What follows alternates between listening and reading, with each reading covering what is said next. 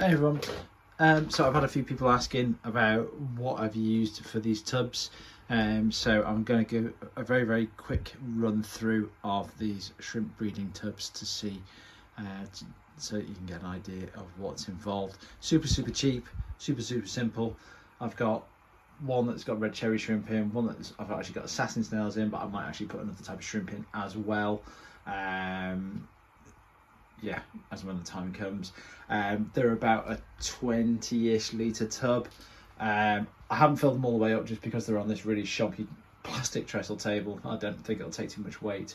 I don't really fancy shrimp, snails and spiders all crashing down together.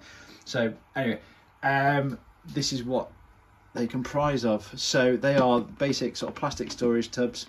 And what I've got in here are some LED lights. They are a stick-on light. They're actually for the automotive market. So they are waterproof. They're IP65 rated and they're low voltage. They run off USB.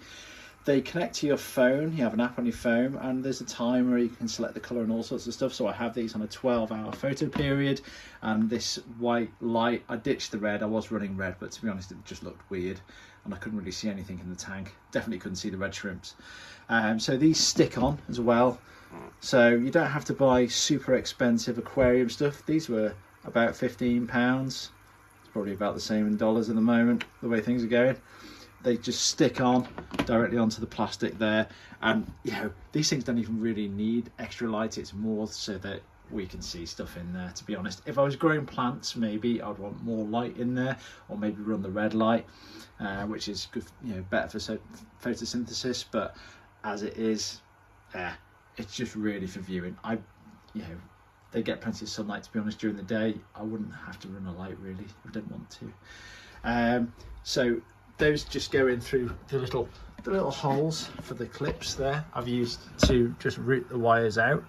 I've got a drip loop in. To be honest, the drip loop's kind of inside the lid there. And then I've also fed in through there. I've got big old air stone in the bottom of each one. You might be able to see pretty huge air stones. And the pump line with the non-return valve, and goes all the way across this pile of junk to where my air pump lives. That's an All Pond Solutions one off Amazon. It's got 2 outlets on it, so one for each tub. To be honest, it's turned right down to its lowest flow setting, so I could probably run another couple of tubs easily off the same pump. And yeah, inside I just put water in with tap conditioner. I threw a handful of spider soil in because I just had it to hand, just to give a little bit of organic stuff and a bit of fibre in there. Lobbed in a catappa leaf and some potted plants which were full of snails, which have eaten the plants, but that's fine. Got some floaty stuff in there that I got off the shrimp breeder, where I bought these cherry shrimps, which are now very happy in here.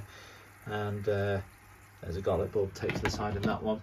In here, I put some gravel in, an inch or thereabouts, maybe slightly under an inch of very fine black gravel. And there are some of the assassin snails there. They are finishing off some bloodworm, which is pretty awesome. They are pretty gnarly animals, them. They do love bloodworm. Can't really see it. It's not very good there.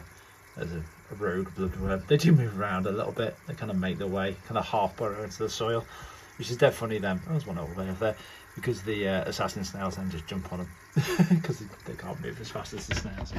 But yeah, the snails like a little bit of substrate to do their snaily stuff in, for reproduction and for hunting, believe it or not.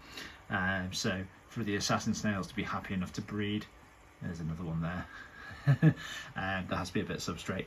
Loads and loads of bladder snails which came in on the plants, which was intentional. You know, they are doing exactly what I wanted them to do, which is be food for these bad boys.